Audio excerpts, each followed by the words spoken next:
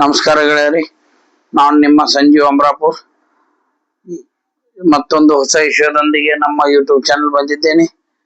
ಇವತ್ತಿನ ವಿಷಯ boiler feed pump. Boiler feed pump ನಾನು ಒಂದು ಸಿಂಪಲ್ ಆಗಿ ಸ್ಕೆಚ್ ಮಾಡಿದ್ದೀನಿ. ಬಾಯ್ಲರ್ ಫೀಡ್ ಪಂಪ್ ಯಾವ ತರ ಇರುತ್ತೆ, ಹೇಗಿರುತ್ತೆ ಅನ್ನೋದನ್ನ ಮತ್ತು ವೇರಿಯಸ್ ಪಾರ್ಟ್ಸ್ ಇನ್ ಡೀಟೇಲ್ ಆಗಿ ಹೇಗೆ ಪ್ರೆಷರ್ ಜನರೇಟ್ ಮಾಡುತ್ತೆ, ಹೇಗೆ ಇದು ವರ್ಕ್ ಮಾಡುತ್ತೆ ಅನ್ನೋದನ್ನ ನಾವು ಡೀಟೇಲ್ ಆಗಿ ನೋಡೋಣ. BFP boiler feed pump. Boiler feed pump ಅಂದ್ರೆ major heart of the boiler. Boiler ಗೆ ಮೇನ್ ವಾಟರ್ ಸಪ್ಲೈ ಏನಾಗುತ್ತೆ ಅದು ಬಾಯ್ಲರ್ ಫೀಡ್ ಪಂಪ್ ಅಂತ ಆಗುತ್ತೆ.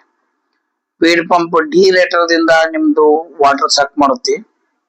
ಬಾಯ್ಲರ್ ಡಿರೇಟರ್ ದಿಂದ ಬಾಯ್ಲರ್ ಡಿರೇಟರ್ ನೀರ್ ತಗೊಂಡು ಮಲ್ಟಿ ಸ್ಟೇಜ್ ಇಂಪೆಲ್ಲರ್ ಇರುತ್ತೆ. ಸೆಂಟ್ರಿಪಲ್ ಟೈಪ್ ಆಫ್ ಪಂಪ್ ಇದು. ಮಲ್ಟಿ ಸ್ಟೇಜ್ ಇಂಪೆಲ್ಲರ್ ಇರುತ್ತೆ. ಆ ಇಂಪೆಲ್ಲರ್ ಇಂದ ಪ್ರೆಷರ್ ಕ್ರಿಯೇಟ್ ಮಾಡಿ ಥ್ರೂ ಎಕನಾಮೈಸರ್ ದಿಂದ ನಿಮ್ಮದಿಯಲ್ಲಿ ಬಾಯ್ಲರ್ ಡ್ರಮ್ ಗೆ ವಾಟರ್ ಸಪ್ಲೈ ಮಾಡುತ್ತೆ. So this is the process of water circulation through boiler feed pump. So ಹಾಗಾದ್ರೆ ಇಲ್ಲಿ ನೋಡಿ, ಇಂಪೆಲ್ಲರ್ ಮಲ್ಟಿ ಸ್ಟೇಜ್ ಇಂಪೆಲ್ಲರ್ ಇದೆ, ಸ್ಕೆಚ್ ಮಾಡಿದ್ದೀನಿ. ಇದೇನ್ ಮಾಡುತ್ತೆ, ಸೆಕ್ಷನ್ ನಲ್ಲಿ ನೀರನ್ನು ತಗೊಂಡು ಮಲ್ಟಿ ಸ್ಟೇಜ್ ಅಲ್ಲಿ ಪ್ರೆಷರ್ ಜನರೇಟ್ ಮಾಡಿ ಡಿಸ್ಚಾರ್ಜ್ ಮಾಡುತ್ತೆ. ಇದ್ರ capacity ಎಷ್ಟಿರ್ಬೇಕಂದ್ರೆ 20%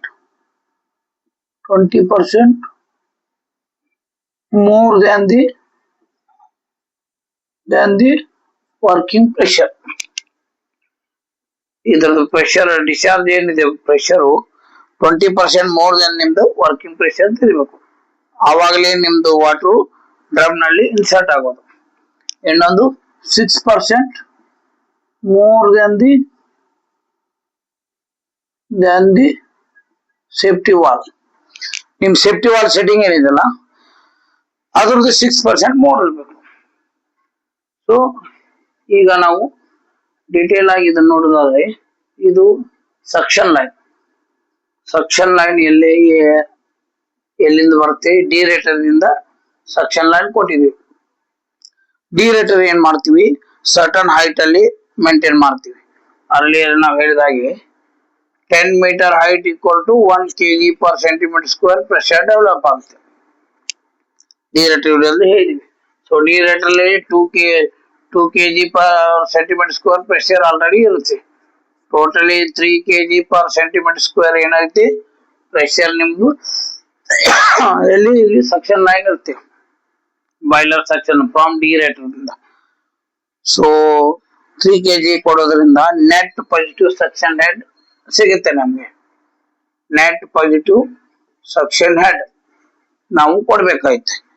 due to avoid of starvation, cavitation, ಇದ್ರ ಸಂಬಂಧ ನಾವು ನೆಟ್ ಪಾಸಿಟಿವ್ ಕೊಡ್ತೀವಿ. So water from the deaerator. ಇಲ್ಲೊಂದು ಇದೆ ನೋಡಿ, ಸ್ಟೇನರ್. ಸಕ್ಷನ್ ಲೈನ್ ಅಲ್ಲಿ ಸ್ಟೇನರ್ ಮೇಂಟೈನ್ ಮಾಡ್ತೀವಿ for the purpose of any foreign particle, scale particle ಏನಾದ್ರೂ ಬಂದ್ರೆ ಸೊ ಅದನ್ನ ನಾವು ರಿಮೂವ್ ಮಾಡ್ಬೇಕು. ಅದಕ್ಕೋಸ್ಕರ ಸಕ್ಷನ್ ನಲ್ಲಿ ಏನ್ ಮಾಡಿದ್ವಿ, ಸ್ಟೇನರ್ ಕೊಟ್ಟಿದ್ವಿ. ಸ್ಟೇನರ್ ಹೆಂಗ್ ಫೈಂಡ್ ಔಟ್ ಮಾಡ್ತೀವಿ, ಸ್ಟೇನರ್ ನಾವು ಜಾಮ್ ಆದ್ರೆ ಇಲ್ಲಿ ಸಕ್ಷನ್ ಅಲ್ಲಿ ಫಸ್ಟ್ 2.1 kg % ಪ್ರೆಷರ್ ಇದೆ ಅನ್ಕೊಳ್ಳಿ. ನೆಕ್ಸ್ಟ್ ನಿಮ್ದು ಲಾಸ್ಟ್ ಇಲ್ಲಿ ಏನ್ ಆಫ್ಟರ್ ಸ್ಟೇನರ್ 2 kg ಮೇಂಟೈನ್ ಆಯ್ತಂದ್ರೆ ಇದೇನಾಯ್ತು 0.1 kg ಪ್ರೆಷರ್ ಡ್ರಾಪ್ ಆಯ್ತು. ಸೊ ಅವಾಗ ನೀವು come to know that the strainer is jam. Pressure 0.5 to up to 0.5 ಮಟ್ಟ ಏನಾದ್ರು ವೇರಿಯೇಷನ್ ನಿಮ್ ಪ್ರೆಷರ್ ಅಲ್ಲಿ ಆಯ್ತಂದ್ರೆ ನಿಮಗೆ ಅವು ಗೊತ್ತಾಗಬೇಕು. ಈ ಪ್ರೆಷರ್ ಸೆಕ್ಷನ್ ಲೈನ್ ಅಲ್ಲಿ ಸ್ಟೇನರ್ ಜಾಮ್ ಇದೆ, ಅವತ್ತು ಓಪನ್ ಮಾಡಿದನ್ನ ನಾವು ರಿಮೂವ್ ಮಾಡ್ತೀವಿ. ಸೊ ನೆಕ್ಸ್ಟ್ ಇದು ಸೆಕ್ಷನ್ ಲೈನ್ ಇಂದ ವಾಟರ್ ಇಲ್ಲಿ ಇಂಟೇಕ್ ಆಗುತ್ತೆ ಬಾಯ್ಲರ್ ಅಲ್ಲಿ, ಬಾಯ್ಲರ್ ಪಂಪ್ ಫೀಡ್ ಪಂಪ್ ಅಲ್ಲಿ. ನೆಕ್ಸ್ಟ್ ಏನಾಗುತ್ತೆ, ಇದು number of impellers pressure generate ಆಗಿ ಲಾಸ್ಟ್ ಏನಾಗುತ್ತೆ, this is the discharge line. Discharge line ಅಲ್ಲಿ ಏನಿದೆ, discharge line connected to economiser. Economiser ಇಂದ ಹೀಟ್ ಎಕ್ಸ್ಚೇಂಜ್ ಆಗಿ ನಿಮ್ದು ಎಲ್ಲಿ ಹೋಗುತ್ತೆ, ಬಾಯ್ಲರ್ ಡ್ರಮ್ ನಲ್ಲಿ ಹೋಗುತ್ತೆ ವಾಟರ್. ಅದ್ರ ಪೈಲೆ ಇದು ಐಸೋಲೇಷನ್ ವಾಲ್. ಡಿಲಿವರ್ ಲೈನ್ ಅಲ್ಲಿ ಒಂದು ಐಸೋಲೇಷನ್ ವಾಲ್ ಇರುತ್ತೆ. ಸೊ ಅದಕ್ಕೆ ಪೈಲೆ ಒಂದು ಬಿಫೋರ್ ದಟ್ ಐಸೋಲೇಷನ್ ವಾಲ್ ಒಂದು ARC ವಾಲ್ ಇರುತ್ತೆ, ಆಟೋಮೆಟಿಕ್ ರೀಸರ್ಕ್ಯುಲೇಷನ್ ವಾಲ್ ಅಂತ ನಾವು ಕರಿತೀವಿ. ARC ವಾಲ್ ಯಾಕೆ ಕೊಟ್ಟಿದ್ದೀವಿ ಅಂದ್ರೆ, ನೀವು ಬಾಯ್ಲರ್ ಅಲ್ಲಿ ಇದು ಹಾಟ್ ವಾಟರ್ ಇರುತ್ತೆ, ಸೊ ಮಲ್ಟಿ ಸ್ಟೇಜ್ ಅಲ್ಲಿ ಡೆವಲಪ್ ಆಗಿ ಇದು ಪ್ರೆಷರ್ ಜನರೇಟ್ ಆಗುತ್ತೆ. ಸೊ ಡಿಲಿವರಿಯಲ್ಲಿ ಪ್ರೆಷರ್ ಹೆಚ್ಚಾಗುತ್ತೆ ಮಲ್ಟಿ ಸ್ಟೇಜ್ ಇರೋದನ್ನ. ಸಪೋಸ್ ಇಲ್ಲಿ ನೀವು 3 kg ಮೇಂಟೈನ್ ಮಾಡಿದ್ರೆ 3 kg per centimeter square ಇದ್ರೆ ಇಲ್ಲಿ ನಿಮ್ದು ಅಪ್ರಾಕ್ಸಿಮೇಟ್ಲಿ ನೀವು ಎಷ್ಟು ವರ್ಕಿಂಗ್ ಪ್ರೆಷರ್ 100 kg ಮಟ್ಟ 100 kg per centimeter square ಇಷ್ಟು ಹ್ಯೂಜ್ ಪ್ರೆಷರ್ ನಾವು ಜನರೇಟ್ ಮಾಡ್ತೀವಿ ನಿಮ್ದು ವರ್ಕಿಂಗ್ ಪ್ರೆಷರ್. ಸೊ ಇದನ್ನ ಆಟೋಮೆಟಿಕ್ ಸರ್ಕ್ಯುಲೇಷನ್ ವಾಲ್ವ್ ಕೊಡದೇ ಇದ್ರೆ ಡಿಸ್ಚಾರ್ಜ್ ನಮ್ಮ boiler capacity depend upon the load consumption of the water reduce ಆಗುತ್ತೆ. ಆ ಟೈಮ್ ನಲ್ಲಿ ನಮ್ದು ಇದು ಡೆಲಿವರಿ ಅಷ್ಟು ಡೆಲಿವರಿ ಆಗ್ಲಿಲ್ಲ ಅಂದ್ರೆ ಬ್ಯಾಕ್ ಬರುತ್ತೆ, ನೀರು ಪ್ರೆಷರ್ ಬ್ಯಾಕ್ ಬರುತ್ತೆ. ಬ್ಯಾಕ್ ಬಂದು ಇದೆಲ್ಲ ಕೇಸಿಂಗ್ ಎಲ್ಲ ಹಾಟ್ ವಾಟರ್ ಇರುತ್ತೆ, ಕೇಸಿಂಗ್ ಓವರ್ ಹಿಟ್ ಆಗುತ್ತೆ and not proper delivery vibration ಬರುತ್ತೆ, ಸೌಂಡ್ ಆಕಾರ ಆಗುತ್ತೆ. ಸೊ ನಮ್ಮ ಫೀಡ್ ಪಂಪ್ಗೆ ಏನಾಗುತ್ತೆ, ಡ್ಯಾಮೇಜ್ ಆಗೋ ಚಾನ್ಸಸ್ ಇರುತ್ತೆ. ಯಾವುದು ಎಷ್ಟು ಡಿಸ್ಚಾರ್ಜ್ ನಾವು ಕಂಟಿನ್ಯೂಸ್ ಡೆಲಿವರಿ ಮಾಡದೇ ಇದ್ರಿ ಅವಾಗ ಏನಾಗುತ್ತೆ, ನಿಮ್ದು failure of this feed pump ಆಕಾರ ಆಗೋ ಚಾನ್ಸಸ್ ಇರುತ್ತೆ. So that for that one you have to give the ARC valve. ಈಗ ನಿಮ್ಮ ಬಾಯ್ಲರ್ ರಿಕ್ವೈರ್ಮೆಂಟ್ ಕಡಿಮೆ ಇದ್ದಾಗ ARC ವಾಲ್ ಓಪನ್ ಆಗುತ್ತೆ. ಓಪನ್ ಆಗಿ ನಮ್ಮ ಡಿ ರೇಟರ್ ಇದೆಲ್ಲ ಇಲ್ಲಿ ಸೆಕ್ಷನ್ ಲೈನ್ ತಗೋತೀವಿ, ಆ ಡಿ ರೇಟರ್ಗೆ minimum quantity of that water discharge ಆಗುತ್ತೆ. So that to avoid the ನಿಮ್ ಪಂಪ್ ಫೇಲ್ಯೂರ್ ವೈಬ್ರೇಷನ್ ನಾಯ್ಸು ಇದೆಲ್ಲ ಬ್ಯಾಕ್ ಪ್ರೆಷರ್ ಬರದೇ ಇದ್ದಾಗೆ ತಡೆಯುತ್ತೆ. ಸೊ ಒಂದು ಡಾಟಾ ಹೇಳೋದಾದ್ರೆ ನೀವು 210 ಮೆಗಾವಾಟ್ ಕೆಪಾಸಿಟಿ ಪ್ಲಾಂಟ್ ಇತ್ತಂದ್ರೆ ನಿಮ್ದು 430 ಟನ್ ಪರ್ ಅವರ್ ಯಾವುದು ಫೀಡ್ ಪಂಪ್ ಕೆಪಾಸಿಟಿ ಇರುತ್ತೆ ಬಾಯ್ಲರ್ ಫೀಡ್ ಪಂಪ್. ನೀವು ARC ಹೆಂಗ್ ಸೆಟ್ ಮಾಡ್ತೀರಂದ್ರೆ 100 ಟನ್ ಪರ್ ಅವರ್ಗೆ ಇದು ಮಿನಿಮಮ್ ಫ್ಲೋ ಇದ್ರೆ ಓಪನ್ ಆಗುತ್ತೆ. ಸೊ ಅದೇ 220 ಟನ್ ಪರ್ ಅವರ್ಗೆ ನಿಮ್ದು ಸ್ಟಾಪ್ ಆಗುತ್ತೆ.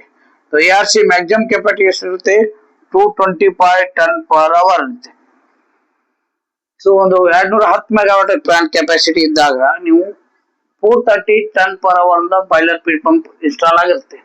ಸೊ ARC ಸೆಟ್ಟಿಂಗ್ ಏನಿರುತ್ತೆ ಅಲ್ಲಿ 100 ton per hour minimum requirement ಇತ್ತಂದ್ರೆ ಆ ಟೈಮ್ ನಲ್ಲಿ ARC ಓಪನ್ ಆಗುತ್ತೆ. ನಿಮ್ದು ಓಪನ್ ಆಗಿ ಡಿ ರೇಟರ್ಗೆ ಹೋಗುತ್ತೆ. ಎಷ್ಟು ಹೋಗುತ್ತೆ, maximum 120 ton per hour maximum continuous ಹೋಗುತ್ತೆ. ಯಾವಾಗ ನಿಮ್ದು ಕೆಪಾಸಿಟಿ 220 ಟನ್ ರಿಕ್ವೈರ್ಮೆಂಟ್ ಇರುತ್ತೆ ARC ಕ್ಲೋಸ್ ಆಗುತ್ತೆ. ಸೊ ಇಷ್ಟು ಫ್ಲೋ ನಿಮ್ದು ಕಂಟಿನ್ಯೂ ಯಾವುದು ಇದಕ್ಕೆ ಹೋಗುತ್ತೆ, ಯಾವುದು ಡ್ರಮ್ಗೆ ಹೋಗುತ್ತೆ. ಸೊ ಸೆಟ್ಟಿಂಗ್ ಇದು 100 to 220 ಇದೆ, ಮ್ಯಾಕ್ಸಿಮಮ್ ಕೆಪಾಸಿಟಿ 120. ಇದೊಂದು ಡಾಟಾ ಇದೆ ನಿಮ್ಗೆ ಕಂಪೇರ್ ಮಾಡ್ಲಿಕ್ಕೆ. ಸೊ ARC ಫಂಕ್ಷನ್ ಎಲ್ಲ ಗೊತ್ತಾಯ್ತು ನಿಮ್ಗೆ. ARC ಯಾಕೆ ಯೂಸ್ ಮಾಡ್ತೀವಿ, ಏನ್ ಬಾಯ್ಲರ್ ಫೀಡ್ ಪಂಪ್ ಮೇಲೆ ಅದು ಇಫೆಕ್ಟ್ ಮಾಡುತ್ತೆ, ARC ಇಲ್ಲದೆ ಏನ್ ಇಫೆಕ್ಟ್ ಆಗುತ್ತೆ ಅನ್ನೋದನ್ನ ಈಗ ನೋಡಿದ್ವಿ. ಸೊ ARC ವಾಲ್ದು ಮತ್ತು ಇದು ನೆಕ್ಸ್ಟ್ ಐಸೋಲೇಷನ್ ವಾಲ್ ಇದೆ.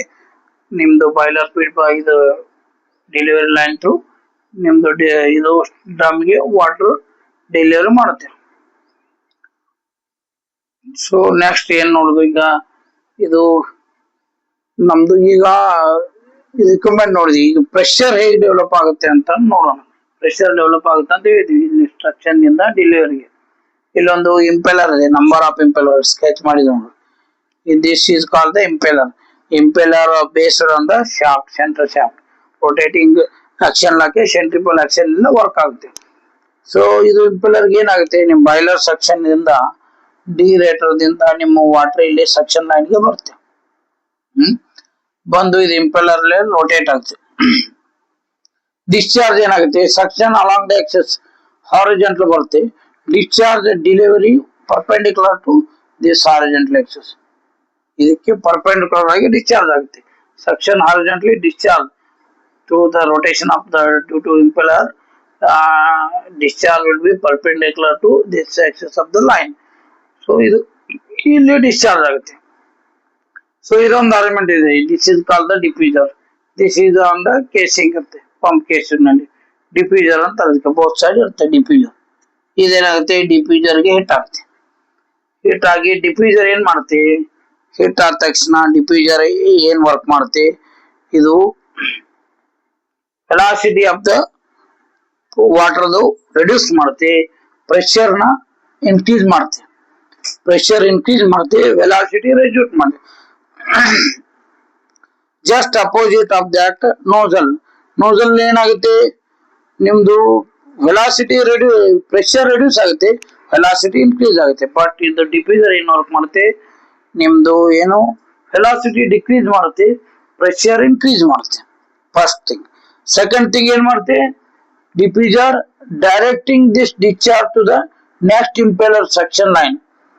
ಇದೇನ್ ಕ್ವಾಂಟಿಟಿ ಆಫ್ ವಾಟರ್ ಹಿಟ್ ಆದ ತಕ್ಷಣ ಏನಾಗುತ್ತೆ, ಅದನ್ನ ನೆಕ್ಸ್ಟ್ ಇಂಪೆಲ್ಲರ್ ಸೆಕ್ಷನ್ ಲೈನ್ಗೆ ಡೈವರ್ಷನ್ ಮಾಡುತ್ತೆ. Second function, velocity decreases and pressure increases, first point. And second point, it directing this discharge water into the section of the next impeller. ಇದಕ್ಕೆ ಮತ್ತು ಸೆಕ್ಷನ್ಗೆ ಕೊಟ್ಬಿಡುತ್ತೆ ಈ time. Next ಇದೆ ಮತ್ತೊಂದು ಡಿಫ್ಯೂಸರ್ ಇರುತ್ತೆ, ಇದೇ time. Next ಇದೆ number of 7 to 8 impeller depend upon your working capacity, that much of impeller you are having the boiler feed pump. Next is again section line, that is diffuser through the section के pressure develop ಆಗುತ್ತಾ ಹೋಗುತ್ತೆ. Next is ಇಂದ ಹಿಂಗೆ last delivery ಮಾಡ pressure rice ಆಗುತ್ತೆ. So ಈ ತರ ಒಂದು ನಿಮ್ದು ಪ್ರೆಷರ್ ರೈಸಿಂಗ್ ಯಾವುದು ನಿಮ್ ಬಾಯ್ಲರ್ ಫೀಡ್ ಪಂಪ್ ಅಲ್ಲಿ ಆಗುತ್ತೆ. ಹಾಗೆ ನಿಮ್ದು ರಿಕ್ವೈರ್ಡ್ ಪ್ರೆಷರ್ ಏನಿದೆ, ಈ ಸಪೋಸ್ 100 kg ಪ್ರೆಷರ್ ಬೇಕಾಗಿದೆ, ವರ್ಕಿಂಗ್ ಪ್ರೆಷರ್ ಇದೆ, ನೀವೇನ್ ಮಾಡ್ಬೇಕು, 20% ಎಕ್ಸ್ಟ್ರಾ, ಮೋರ್ ದೆನ್ 20%. ಇದು ಎಷ್ಟಾಗುತ್ತೆ, 120 kg per centimeter square ಆಗುತ್ತೆ. Then only your water inject into the drum. Drum already 100 kg ಅಂದ್ರೆ 100 kg pressure ಇರುತ್ತೆ. So more than that 20% 120 kg ನೀವು pressure rise ಮಾಡಿದ್ದೆ ಆದ್ರೆ, then only your water entered into the drum. So this is how the pressure build up and working of the impeller in the boiler feed pump. Next ನೋಡೋದಾದ್ರೆ, ಸಾರಿ, next ಏನಿದೆ, this is shaft, central shaft. And ಇದು water leakage ಆಗ್ಲಾಗ ನಾವು ಎರಡು mechanical seal arrangement ಮಾಡಿರ್ತೀವಿ. ಎರಡು section delivery ಲೈನ್ಗೆ mechanical seal arrangement ಕೊಟ್ಟಿರ್ತೀವಿ. So that water cannot comes out this side also and this side also. Increasing the for the purpose of increasing the efficiency, you are providing the mechanical seals ಎರಡು side. So next ಏನ್ ಮಾಡ್ತೀವಿ, ಇದು rotor shaft ಏನಿದೆ, shaft based on the two bearing both side and rotating smoothly on the bearing. Bearing ನಲ್ಲಿ rest ಇರುತ್ತೆ, smoothly rotation ಆಗುತ್ತೆ. Next ಎಲ್ಲ impeller ಮೇಲೆ ರೆಸ್ಟ್ ಆಗಿರ್ತವೆ. ಸೊ ಇನ್ನೊಂದಿದೆ ನೋಡಿ ಪ್ಯಾರಾಮೀಟರ್, ಬ್ಯಾಲೆನ್ಸಿಂಗ್ ಲೈನ್ ಟು ಡಿರೇಟರ್. ಇದೇನ್ ಮಾಡುತ್ತೆ ಅಂದ್ರೆ, balancing line multi stage impeller ನಿಂದ ನಿಮ್ ಪ್ರೆಷರ್ ಜನರೇಟ್ ಆಗಿ ಡೆಲಿವರಿ ಇದು ಹೋಗುತ್ತೆ. ಸೊ ಇಲ್ಲೇನಿದೆ, ಹೈ ಪ್ರೆಷರ್ ಇರುತ್ತೆ. ಹೈ ಪ್ರೆಷರ್ ಇದಕ್ಕೋಸ್ಕರ ಏನಾಗುತ್ತೆ, this high pressure and opposition reaction, there will be reaction of this high pressure this side to, and opposition reaction ಅಲ್ಲಿ ಒಂದು ಫೋರ್ಸ್ ಜನರೇಟ್ ಆಗುತ್ತೆ. ಈ ಫೋರ್ಸ್ ಏನ್ ಮಾಡುತ್ತೆ, ನಿಮ್ದು ಶಾಫ್ಟ್ ಇಂಪೆಲ್ಲರ್ ನ ಫುಲ್ ಮಾಡುತ್ತೆ ಈ ಸೈಡ್. ಸೊ ಅದನ್ನ ಬ್ಯಾಲೆನ್ಸ್ ಮಾಡೋಗೋಸ್ಕರ ಏನ್ ಮಾಡ್ತೀರಿ ನೀವು, ಡೆಲಿವರಿ ಏನಾದ್ರು ಡಿಸ್ಚಾರ್ಜ್ ಇದ್ರೆ ಅದ್ರದ್ದು 10% ವಾಟರ್ನ ನೀವು ಡೈವರ್ಟ್ ಮಾಡ್ತೀರಾ. ಯಾವುದು, ಇದು ಬ್ಯಾಲೆನ್ಸಿಂಗ್ ಲೈನ್ ಇದೆ ಅಲ್ಲ, ಇದು ಬ್ಯಾಲೆನ್ಸಿಂಗ್ ಡಿಸ್ಕ್ ಇದೆ, 10% ವಾಟರ್ನ ಡೈವರ್ಟ್ ಮಾಡಿ, ಇದು ರಿಯಾಕ್ಷನ್ ಫೋರ್ಸ್ ಏನ್ ನಿಮ್ ಪುಲ್ಲಿಂಗ್ ಫೋರ್ಸ್ ಜನರೇಟ್ ಆಗುತ್ತೋ ಅದನ್ನು ಬ್ರೇಕ್ ಮಾಡುತ್ತೆ. ಸೊ ಇದು ಒಂದು ಏನು, ಇದೊಂದು ಬೇರೆ ವಿಡಿಯೋದಲ್ಲಿ ನಾನು ಕವರ್ ಮಾಡ್ತೀನಿ ಇನ್ ಡೀಟೇಲ್ ಆಗಿ. ದಿಸ್ ಇಸ್ ಒಂದು ಯಾವ type force acting on the disc and ಯಾವ ಟೈಪ್ ರಿಯಾಕ್ಷನ್ ಫೋರ್ಸ್ ಜನರೇಟ್ ಆಗುತ್ತೆ, ಶಾಫ್ಟ್ ಹೇಗೆ ಫುಲ್ ಆಗುತ್ತೆ, ಯಾವ ತರ ಇದನ್ನು ಡೆಲಿವರಿ ಲೈನ್ ದಿಂದ ನಾವು ಬ್ರೇಕ್ ಮಾಡಬೇಕು, ಇದ್ರ ಬಗ್ಗೆ ಒಂದು ವಿಡಿಯೋ ಮಾಡ್ತೀನಿ ಡೀಟೇಲ್ ಆಗಿ. ಇದರಲ್ಲಿ ಶಾರ್ಟ್ಸ್ ಆಗಿ ಇದೀನಿ. ಏನೋ ಇದು ವಾಟರ್ ಇದರಿಂದ ಸ್ವಲ್ಪ 10% ವಾಟರ್ ಅಮೌಂಟ್ ತಗೊಂಡು this opposition reaction force pulling force ಏನ್ ಜನರೇಟ್ ಆಗುತ್ತೆ ಶಾಫ್ಟ್ ನ ಈ ಸೈಡ್, ಅದನ್ನ ಬ್ರೇಕ್ ಮಾಡೋಗೋಸ್ಕರ ಡಿಸ್ಕ್ ಅದಕ್ಕೆ ಹಿಟ್ ಮಾಡಿ, ಉಳಿದ ನೀರನ್ನ ಏನ್ ಮಾಡ್ತೀವಿ, water coming from hitting the balancing disc, do not waste that water and you taking back this water into the deaerator ಕಳಿಸ್ತೀವಿ. That line is balancing line to deaerator. This balancing disc line ಏನ್ ಮಾಡ್ತೀವಿ, ಇದೊಂದು separate line ಇರುತ್ತೆ, ಇದು ಡಿರೇಟರ್ಗೆ ಹೋಗುತ್ತೆ. So then ಏನಾಗುತ್ತೆ, ಇದು coupling ಆಗಿದೆ, ಮೋಟರ್ ಇದೆ, ಮೋಟರ್ ರನ್ ಮಾಡ್ತೀವಿ ನಾನು. This PFT is run on the motor ಮೇಲೆ ಇದು ರನ್ ಮಾಡ್ತೀವಿ PFT. ರೊಟೇಟಿಂಗ್ ಫೋರ್ಸ್ ಇಂದ ಇದು ಪವರ್ ಕೊಟ್ಟಿರ್ತೀವಿ, ಮೋಟರ್ ರನ್ ಮಾಡ್ತೀವಿ, ಕಪಲ್ ಇದೆ, ಡೈರೆಕ್ಟ್ ಕಪಲ್ ಇದೆ ಮೋಟರ್. ಈಗ ಸಪೋಸ್ ನಿಮ್ದು 500 ಕೆಪಾಸಿಟಿ ಪ್ಲಾಂಟ್ ಇದೆ, 500 ಕೆಪಾಸಿಟಿ ಪ್ಲಾಂಟ್ ಇದೆ ಅನ್ಕೊಳ್ಳಿ, 500 ಮೆಗಾವ್ಯಾಟ್ ಪ್ಲಾಂಟ್ ಕೆಪಾಸಿಟಿ ಇದೆ. ಸೊ ಅಷ್ಟಿದ್ರೆ ಏನಾಗುತ್ತೆ, ನಿಮ್ದು motor power speed pump 4 to 5% ಯಾವುದು ಮೋಟರ್ ಪವರ್ ಕನ್ಸನ್ ಇರುತ್ತೆ. ಇಷ್ಟು ದೊಡ್ಡ ಪ್ಲಾಂಟ್ ಕೆಪಾಸಿಟಿಗೆ ನಿಮ್ದು ಸ್ಪೀಡ್ ಪಂಪ್ ಮೋಟರ್ ಏನಿದೆ 3 to 4%. 500ಗೆ 3 to 4% ಎಷ್ಟಾಗುತ್ತೆ? 5 3 15 15 ಮೆಗಾವ್ಯಾಟ್ ಟು 5 4 20 20 ಮೆಗಾವ್ಯಾಟ್. ಎಷ್ಟು ಪವರ್ ಬೇಕಾಗುತ್ತೆ ನಿಮ್ಗೆ? This is moment of power plant capacity 500 ಮೆಗಾವ್ಯಾಟ್ಗೆ ನಿಮ್ಮ ಸ್ಪೀಡ್ ಪಂಪ್ ಕೆಪಾಸಿಟಿ ಎಷ್ಟಿರುತ್ತೆ? 15 to 20 megawatt capacity motor install ಮಾಡ್ತಾರೆ. ಆದ್ರೆ ಸಮವ್ ಏನ್ ಮಾಡ್ತಾರೆ, ಸ್ಟೀಮ್ ಟರ್ಬೈನ್ ಯೂಸ್ ಮಾಡ್ತಾರೆ to avoid that huge amount of capacity. ಏನ್ ಮಾಡ್ತಾರೆ, ಸ್ಟೀಮ್ ಟರ್ಬೈನ್ಸ್ ಯೂಸ್ ಮಾಡ್ತಾರೆ. ಸ್ಟೀಮ್ ಯೂಸ್ ಮಾಡಿ ಅದನ್ನ ಮೂವ್ ಮಾಡಿ ಅದರಿಂದ ಸ್ಪೀಡ್ ಪಂಪ್ ರನ್ ಮಾಡ್ತಾರೆ. So this are thing regarding the speed pump. ಇದಾಗಿತ್ತು ಗೆಳೆಯರಿ ಒಂದು ಬಾಯ್ಲರ್ ಸ್ಪೀಡ್ ಪಂಪ್ ಮೇಲೆ ವಿಡಿಯೋ. ಇದು ನಿಮ್ದೆಲ್ಲ ಪ್ಯಾರಾಮೀಟರ್ ಕ್ಲಿಯರ್ ಆಗಿದೆ ಅನ್ಕೋತೀನಿ. ಐ ಥಿಂಕ್ ಯಾವುದು ನಾನು ಬಿಟ್ಟಿಲ್ಲ, ಎಲ್ಲ ಕವರ್ ಮಾಡಿದ್ದೀನಿ. ಸೊ ಇನ್ ಡೀಟೇಲ್ ಆಗಿ ಏನಾಗಿದ್ರು ಕಮೆಂಟ್ ಮಾಡಿ. ಮತ್ತೆ ಏನಾದ್ರು ನಿಮ್ಗೆ ಇದರ ಬಗ್ಗೆ ಕೇಳೋದಾಯ್ತಿದ್ರೆ ನೀವು ಕಮೆಂಟ್ ಸೆಕ್ಷನ್ ಅಲ್ಲಿ ಕಮೆಂಟ್ ಮಾಡಿ. ಸೊ ಐ ಥಿಂಕ್ ಎಲ್ಲ ಪಾರ್ಟ್ಸ್ ನಾನು ಕವರ್ ಮಾಡಿದ್ದೀನಿ. ಬಾಯ್ಲರ್ ಸ್ಪೀಡ್ ಪಂಪ್ ಅಂದ್ರೇನು, ಯಾವ್ದು ವರ್ಕ್ ಮಾಡುತ್ತೆ, ಹೇಗೆ ನಿಮ್ದು ಪ್ರೆಷರ್ ಜನರೇಟ್ ಆಗುತ್ತೆ, ಸ್ಟೇಜ್ ಇಂಪೆಲ್ಲರ್ ಹೇಗಿರುತ್ತೆ, base round bearings, multi stage ಇದೆ, ವೈಬ್ರೇಷನ್ ಯಾವುದು, suction line strainer, suction line deaerator ಇಂದ pressure suppose 3 kg to generate up to 100 kg, ARC valve, isolation valve, balancing line, disc balancing, consumption of power generation 20% more. You have to remember 100 kg 120 kg must you have to generate the pressure, otherwise you are not enter water cannot enter into the drum. ಎಲ್ಲ all parameter ನಾನು cover ಮಾಡಿದ್ದೀನಿ. Video like ಆದ್ರೆ share ಮಾಡಿ, comment ಮಾಡಿ. ಹಾಗೆ ಹೆಚ್ಚು ಹೆಚ್ಚು video skip ಮಾಡದೆ ಕಂಟಿನ್ಯೂಸ್ ವಿಡಿಯೋ ನೋಡಿ. ಹಾಗೆ ಹೆಚ್ಚು ಹೆಚ್ಚು ಮರಗಳನ್ನು ಬೆಳೆಸಿ ಪರಿಸರನ ಉಳಿಸಿ. Thank you.